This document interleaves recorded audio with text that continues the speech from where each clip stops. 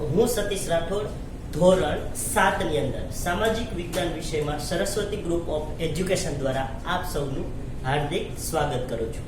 હવે આપણે જોઈએ છીએ ચેપ્ટર નંબર 9 પૃથ્વીના આંતરિક રચના અને ભૂમિ સ્વરૂપ. ખાસ વિદ્યાર્થી મિત્રો, પ્રકરણનું નામ યાદ રાખજો, પૃથ્વીની આંતરિક રચના અને ભૂમિ સ્વરૂપ, જેમનો પહેલો ભાગ પાર્ટ 1 આપણે શરૂ કરીએ છીએ.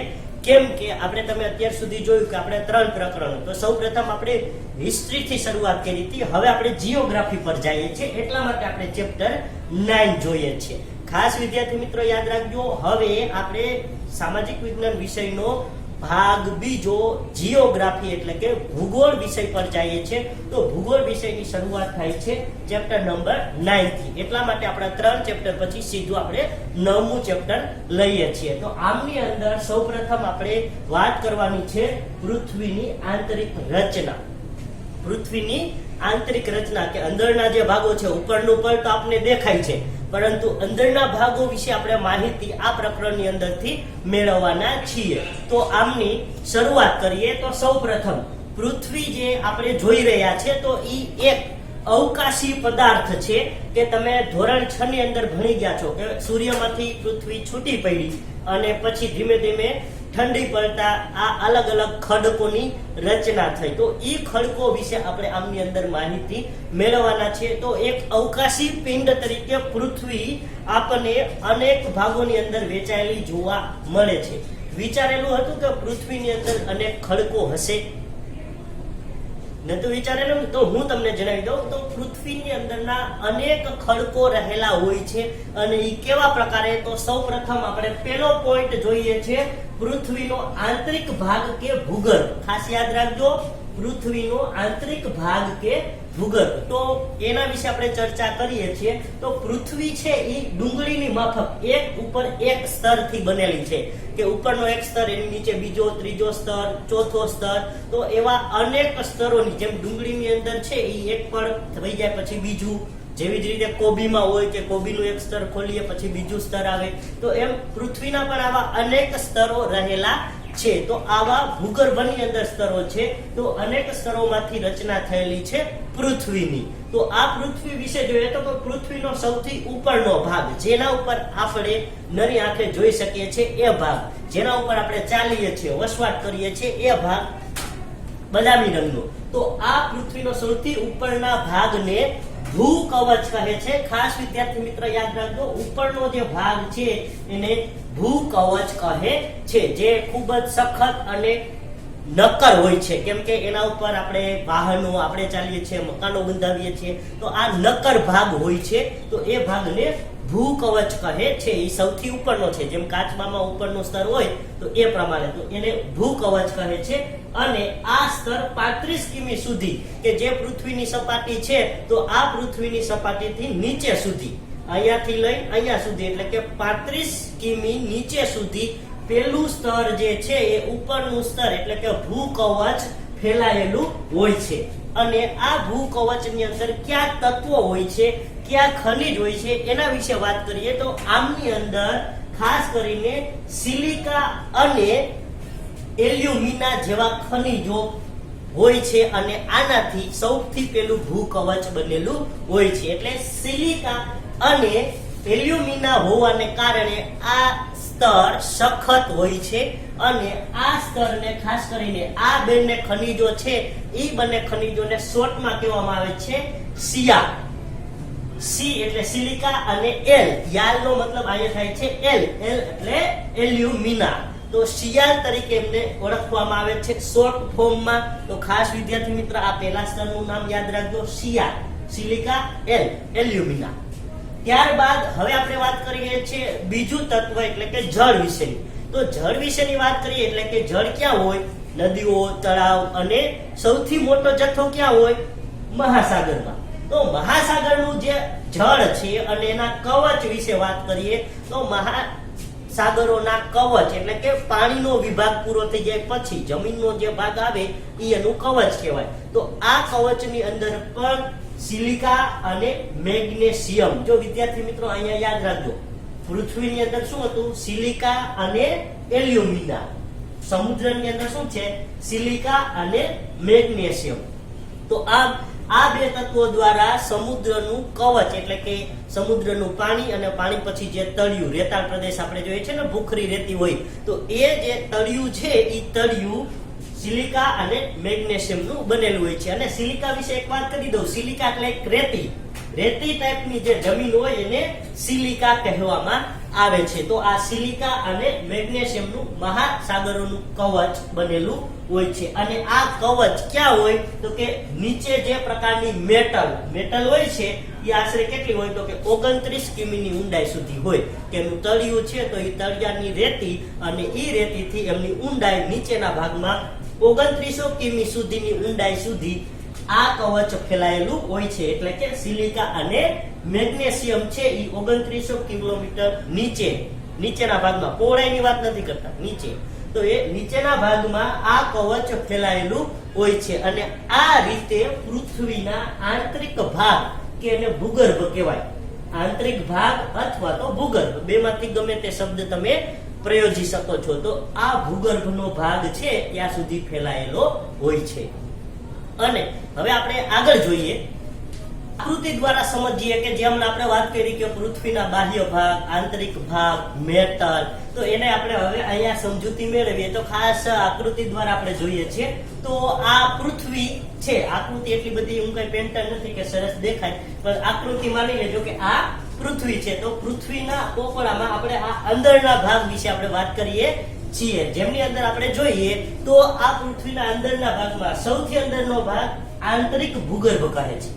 સૌથી અંદરનો ભાગ જે છે એ આંતરિક ભૂગર્ભ કહેવાય છે. પછી એના ઉપરનો બીજા ક્રમનો ક્રમ આપતો જાઓ. આ પેલો ક્રમ, આ બીજો ક્રમ. તો પેલો અને બીજો ક્રમ જે છે એ આંતરિક ભૂગર્ભ અને બાહ્ય ભૂગર્ભ તરીકે ઓળખાય છે. જે 100% જે પૃથ્વીના આપણે ભાગનો ઇમેજિન કરીએ તો એમાંથી 83% જેટલો ભાગ છે એ આ ભૂગર્ભનો ભાગ રહેલો છે. એટલે કે આંતરિક ભૂગર્ભ અને બાહ્ય ભૂગર્ભથી 83% જેટલો પૃથ્વીનો ભાગ થાય છે. ત્યારબાદ ત્રીજા નંબરનું આવે છે. તો ત્રીજા નંબરના આપણે સ્તર વિશે વાત કરીએ તો ત્રીજા નંબરનું સ્તર છે મેટલનું.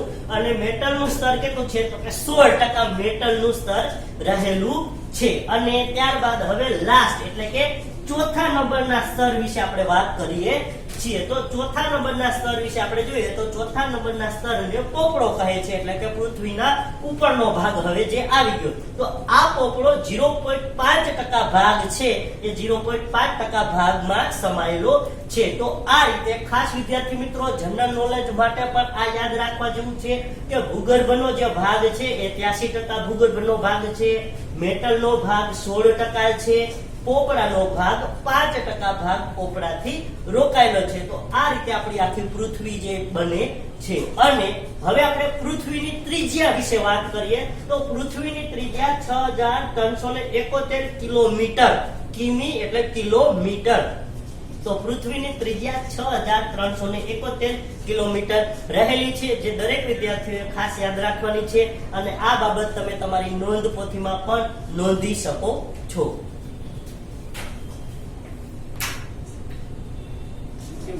આગળ જોઈએ તો કેન્દ્રીય ભૂગર્ભમાં તાપમાન અને દબાણથી જે કંઈ પણ પદાર્થ હોય તો એ તાપમાન અને દબાણને કારણે કેન્દ્રના ભૂગર્ભમાં રહેલો જે આ ભૂગર્ભમાં, તો ભૂગર્ભમાં રહેલો જે વસ્તુ છે કે પદાર્થ છે તો એ પદાર્થ તાપમાનને કારણે, કેમ કે હવે ભૂગર્ભમાં છે એટલે દબાણ લાગવાનું છે, તો એ દબાણ અને તાપમાનને કારણે શું થાય છે તો કે એની ઘનતા જે છે એને રોકેલો ભાગ, તો એ ઘનતા ખૂબ વધુ હોય છે. કેમ કે એક દબાણને કારણે બીજું તાપમાન, તો એના કારણે એની ઘનતા છે એ ઘનતા વધી જતી હોય છે. તો અહીંયા આપણો પેલો પોઈન્ટ પૃથ્વીનો આંતરિક ભાગ કે ભૂગર્ભ પૂરો થાય છે. હવે આપણે જોઈએ બીજો ભાગ એટલે કે બીજા પોઈન્ટ વિશે આપણે હવે આગળ સમજૂતી મેળવીએ.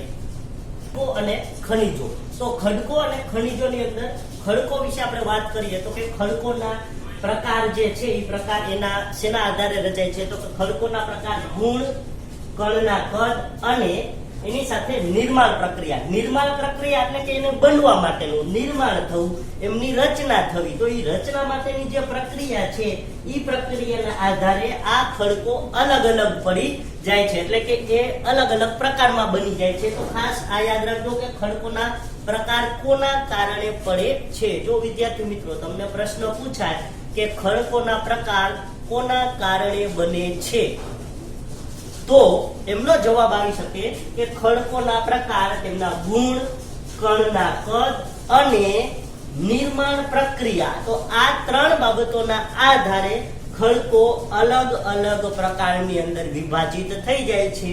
અને આ ખડકોના અલગ વિભાજન છે એ કયા પ્રકારે થાય છે, તો બીજો પ્રશ્ન તમને એ પણ પૂછી શકાય કે ખડકોના પ્રકાર જણાવો.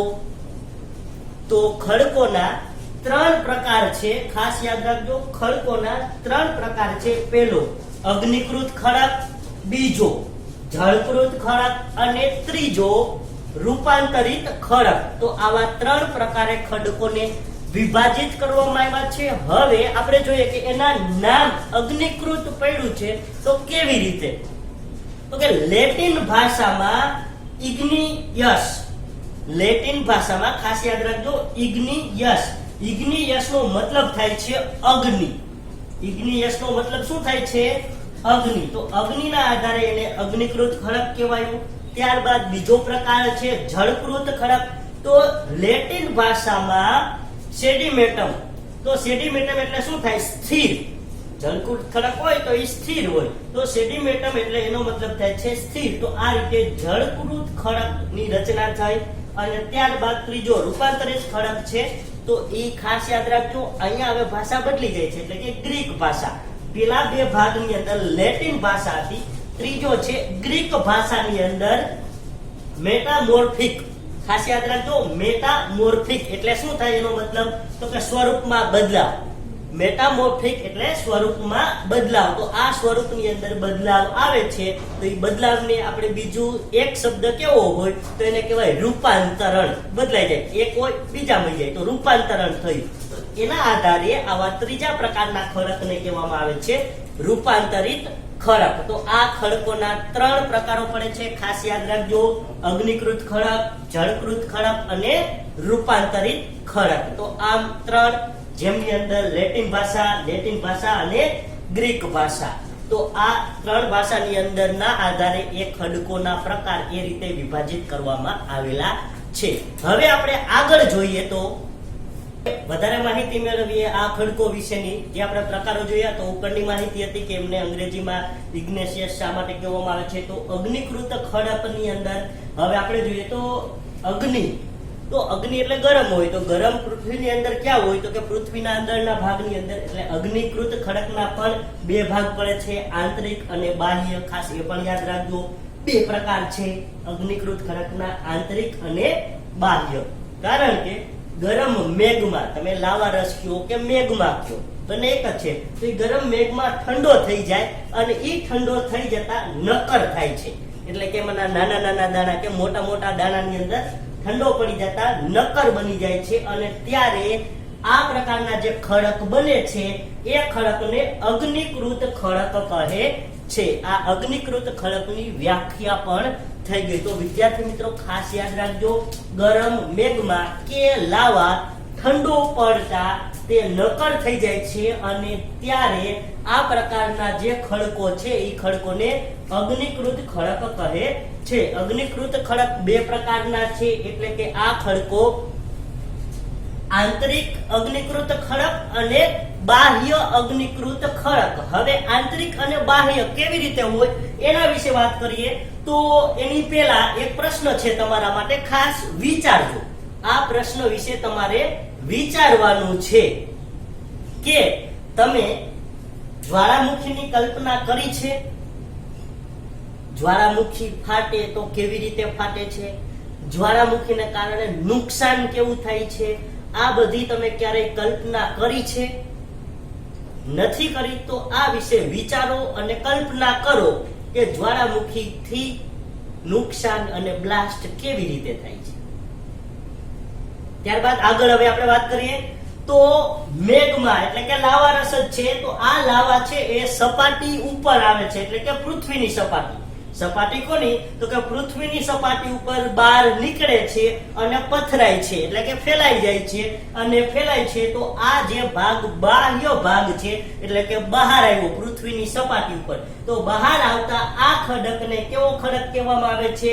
તો કે બાહ્ય અગ્નિકૃત ખડક. તો આ બાહ્ય અગ્નિકૃત ખડક છે અને એમનું ઉદાહરણ કયું છે? તો કે બેસાલ્ટ. ઉદાહરણ તરીકે બેસાલ્ટ જે છે આ પ્રકારની આપણે ખનિજ મળી આવી છે ને ધાતુ. તો આ પ્રકારની જે ધાતુ છે એ અગ્નિકૃત ખડકના બાહ્ય અગ્નિકૃત ખડકનો ભાગ છે.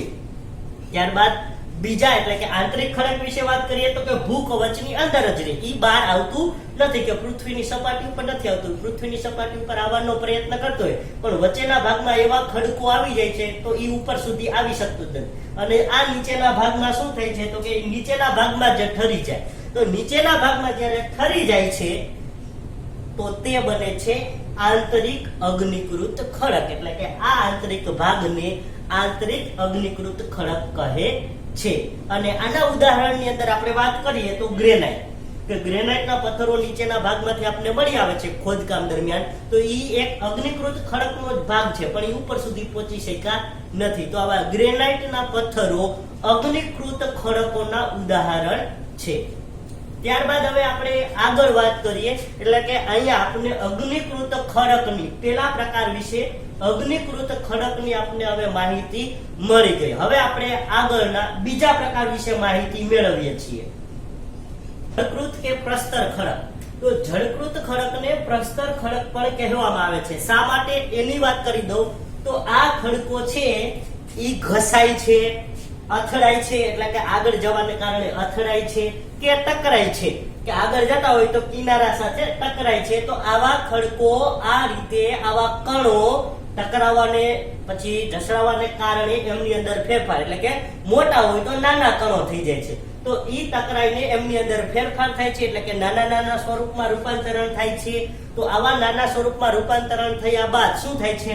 તો કે પવન દ્વારા પવન અને હવા દ્વારા કે પાણી વડે આ ખડકો આગળ વયા જાય છે, બીજા સ્થળે પહોંચે છે, કે એક જગ્યાએથી બીજી જગ્યાએ પહોંચી જાય છે. તો આ પ્રકારના જે ખડકો છે એ આ પ્રક્રિયા થવાને કારણે એને પ્રસ્તર ખડક કહેવાય છે. તો આ પ્રસ્તર ખડક ઢસડાવાને કારણે એક જગ્યાએથી બીજી જગ્યાએ જવાને કારણે બને છે. તો આ ભાગ હતો જળકૃત ખડકનો. તો એમને જળકૃત કે પ્રસ્તર ખડક કહે છે. અને આના ઉદાહરણો જોઈએ તો રેતાળ પથ્થર એમની અંદર સમાવેશ થાય છે, વનસ્પતિ, સૂક્ષ્મ જીવ કે જીવાશ્મી જેવા તત્વોનો સમાવેશ જળકૃત કે પ્રસ્તર ખડકની અંદર કરવામાં આવે છે. હવે અહીંયા એક પ્રશ્ન એ થાય છે કે જીવાશ્મી કોને કહેવાય? થાય ને? તો વિદ્યાર્થી મિત્રો જીવાશ્મી વિશે જણાવી દઉં તો જીવાશ્મી એટલે કે જેમની અંદર જીવ હતા. દાખલા તરીકે કે અમુક પ્રકારના સૂક્ષ્મ જીવો, ઉંદર છે, સસલા છે કે સાપ છે, તેમજ બીજા અન્ય માછલા છે. તો આ બધાની અંદર જીવ હતા પરંતુ અમુક સમય પછી શું થયું? તો કે પાણી ખૂટી જવાને કારણે અથવા તો એમના દર બુડાઈ જવાને કારણે એમની અંદર રહેલો સાપ, પાણીના તળિયે રહેલા માછલાઓ એ બધા દટાઈ જાય છે અને એ દટાઈ ગયા બાદ મૃત્યુ પામે છે. અને એ મૃત્યુ પામતા એમાંથી હવે એક ખડક, બીજા પ્રકારનો ખડક, કેમ કે એમનો શરીર કોહવાઈ જાય છે અને નવા એક ખડકની રચના થાય છે. તો આ પ્રકારે જેમની અંદર જીવ હતા અને એ અવશેષ બની ગયા એટલે કે મૃત્યુ પામી અને પૃથ્વીના પેટાળમાં દટાઈ ગયા. તો આવા જે કઈ પણ અવશેષો હોય તો એવા અવશેષોને જીવાશ્મી કહે છે. જીવાશ્મી કહે છે. ત્યારબાદ હવે આપણે છેલ્લા ખડકના પ્રકાર વિશે જોઈએ એટલે કે ખડકના ત્રીજા પ્રકાર વિશે આપણે જોઈએ તો એ ખડકનું નામ છે રૂપાંતરિત ખડક. અગ્નિકૃત ખડક અને જળકૃત ખડક આગળ આપણે જેના વિશે માહિતી મેળવી તો અગ્નિકૃત ખડક અને જળકૃત ખડકો છે એ ઊંચા તાપમાન કે એમને વધુ પ્રમાણમાં દબાણને કારણે જે છે એ હવે આ ખડકોનું રૂપાંતરણ પરિવર્તન થઈ જાય છે અને એ પરિવર્તન થવાને કારણે ત્રીજા પ્રકારના ખડકોનું, બે ખડકોના આધારે ત્રીજા પ્રકારના ખડકોનું નિર્માણ થાય છે અને આ ખડકોને રૂપાંતરિત ખડકોની અંદર ફેરવાઈ જાય છે. તો આવા ખડકોને રૂપાંતરિત ખડકો કહેવામાં આવે છે. દાખલા તરીકે જેમની અંદર ચીકણી માટી છે, ત્યારબાદ એમની અંદર સ્લેટ છે, ચૂનાનો પથ્થર, આરસ પહાડ, તો આ બધા જે છે એ બધા રૂપાંતરિત ખડકો છે, એટલે કે જળકૃત અને અગ્નિકૃત ખડકમાંથી ફેરવાઈ ગયા અને ઈ ફેરફારને કારણે રૂપાંતરિત ખડકોની અંદર પરિવર્તન પામ્યા. આવા ખડકો જે છે એ ખાસ કરીને બીજા ખડકમાંથી પરિવર્તન થાય છે અને આ બીજા ખડકમાંથી પરિવર્તન થવાની પ્રક્રિયા, જે પ્રક્રિયા છે એમને ખડક ચક્ર પણ કહે છે. ખાસ વિદ્યાર્થી મિત્રો યાદ રાખજો, ખડક ચક્ર. તો આ રીતે જે પરિવર્તન થવાની પ્રક્રિયા છે કે એક પદાર્થ હોય એ બીજો પદાર્થ, ત્રીજો પદાર્થ બને છે, તો ખડકોમાંથી રૂપાંતરિત થવાની પ્રક્રિયાને ખડક ચક્ર કહે છે. કે પેલા માટી હોય, માટીમાંથી ઈ માટીનો જથ્થો દબાણને કારણે ભેગો થઈ જાય, એમાંથી પથ્થર બને, તો ઈ રૂપાંતરણ છે. તો આવી પ્રક્રિયા જે થાય તો ઈ ખડક ચક્રની અંદર એનો સમાવેશ થાય. છેલ્લે પાછું હતું એમનેમ કે ઈ માટી હવે રાખ બની જાય છે, તો ઈ ફરી પાછું હતું ત્યાં આવી જાય. તો આખું બન્યું ખડક ચક્ર. તો ખડક ચક્ર એમને કહેવામાં આવે છે. અને આવા ખડકો એટલે કે રૂપાંતરિત ખડકોને વધુ પ્રમાણમાં દબાણ અને તાપમાન મળે છે અને એને કારણે ઈ પીગળી જાય છે અને ઈ પીગળી જવાને કારણે ફરી પાછું ઈ મેગ્મા બની જાય છે. એટલે કે ખડકોના નિર્માણની પ્રક્રિયા મેઘમાંથી શરૂ થઈ હતી અને ફરી પાછા છેલ્લે રૂપાંતરિત ખડકોમાંથી ઈ ફરી પાછા મેઘમા બની જાય છે. એટલે કે લાવારસ ફરી પાછા બની જાય છે. એટલે હતા ને ત્યાં પહોંચી જાય છે. તો આ પુનઃ મેઘમા બનવાની પ્રક્રિયા રૂપાંતરિત ખડકમાં થાય છે. અને આ તમામ ખડકો જે છે કે આપણે આગળ જોયા, જળકૃત ખડક, અગ્નિકૃત ખડક અને છેલ્લે આ રૂપાંતરિત ખડક. તો આ તમામ ખડકો છે તો એ ખડકો એક પ્રકારના ભૌતિક ગુણધર્મ ધરાવે છે અને એની સાથે સાથે એક રાસાયણિક મિશ્રણ થાય છે. તો ભૌતિક ગુણધર્મ અને રાસાયણિક મિશ્રણને કારણે આ એક યોગ્ય પ્રક્રિયા છે કે જેમની અંદર એમનો ઈંધણ તરીકે ઉપયોગ થાય છે, ઔષધિ તરીકે પણ એમનો ઉપયોગ થાય છે. તો આવા પ્રકારના અલગ અલગ ખડકો રહેલા હોય છે. અને આપણું આ પેલું સેશન, પેલો ભાગ છે એ અહીંયા આપણે પૂર્ણ કરીએ છીએ અને આ સેશનના અંતે તમને એક હોમવર્ક સ્વરૂપે વર્કશીટ આપવામાં આવશે, જેમની અંદર વિકલ્પ, ખરા ખોટા, ખાલી જગ્યા, 2 વાક્યના પ્રશ્નો પૂછાયેલા હશે તો તેમના ઉત્તર તમારે લખવાના રહેશે. ધન્યવાદ.